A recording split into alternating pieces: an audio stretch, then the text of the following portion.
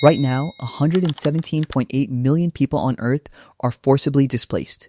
That is more than the combined population of the 16 largest cities in the United States. 1 in every 70 people alive today has been forced to flee their home. But forced displacement is only part of this story.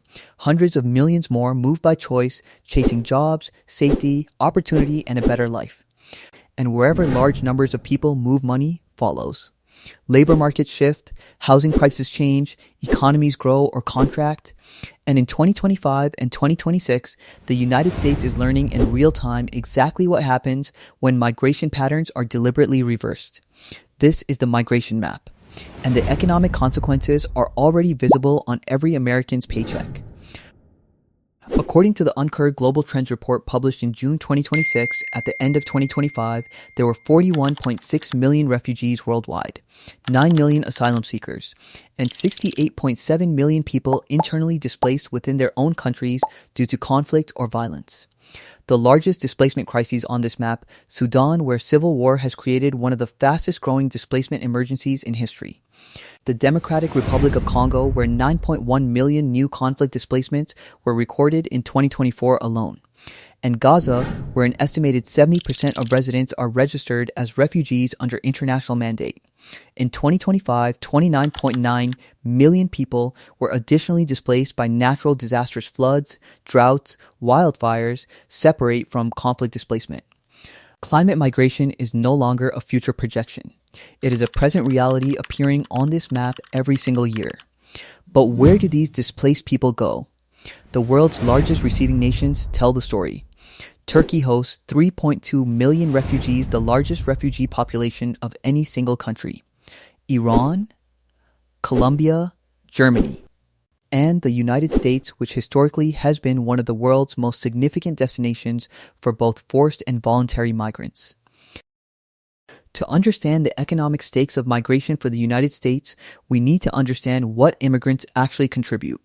Approximately 30% of all workers in the U.S. construction industry are foreign-born.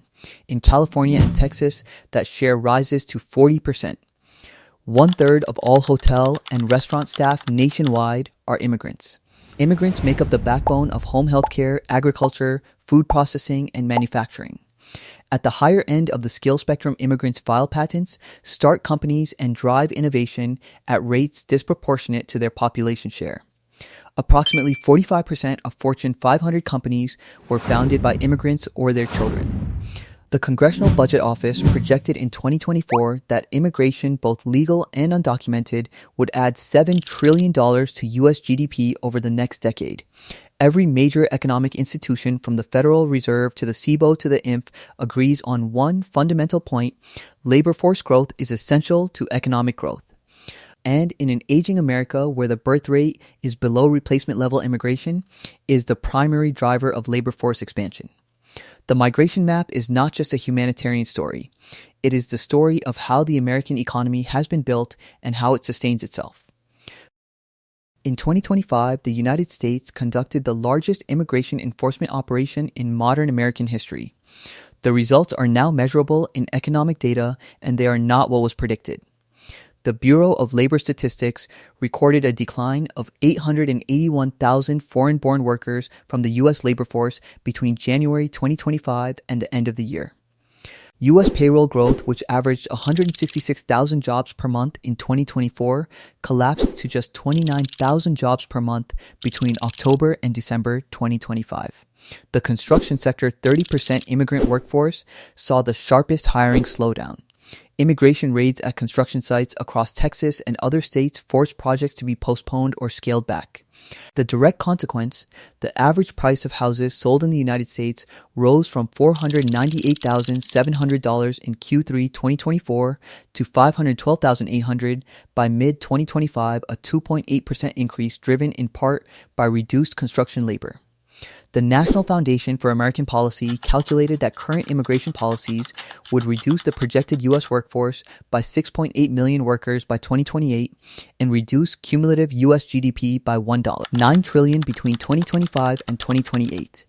That is $5,612 less economic output per American person over 3 years. And the workers predicted to benefit native-born Americans did not see the gains promised. The unemployment rate for U.S. born workers actually increased from 4.3% in January 2025 to 4.7% in January 2026 during the same period that foreign-born workers declined by over 1 million. Zoom out to the global map and a consistent pattern emerges across history and geography. Wherever large numbers of people move, economic activity follows. The countries that have historically welcomed the highest volumes of migrants, the United States, Canada, Australia, Germany, have consistently recorded stronger long-term economic growth than comparable economies with restrictive migration policies. The countries that migrants leave, Mexico, India, the Philippines, Guatemala, receive $800 billion annually in remittances, money sent home by workers abroad. In many cases, this exceeds foreign aid, foreign investment, and export revenues combined. Migration does not drain the origin country, it funds it. And the receiving country gains workers, taxpayers, entrepreneurs, and consumers.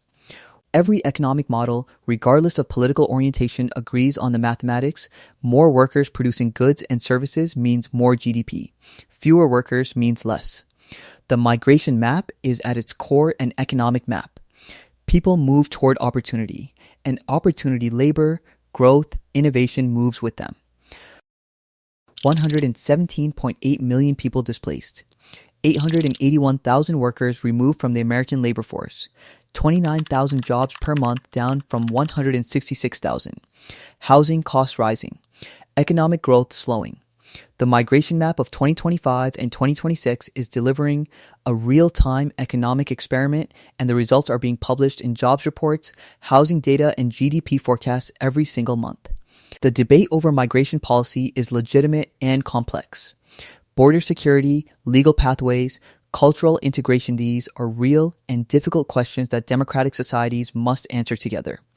But the economic data from the Federal Reserve, the Congressional Budget Office, Deloitte, and the National Foundation for American Policy all point in the same direction. Labor matters. Workers matter. And the economies that understand the migration map will grow. The ones that don't will fall behind. If this video gave you new data to think about, subscribe for weekly economics and finance map videos.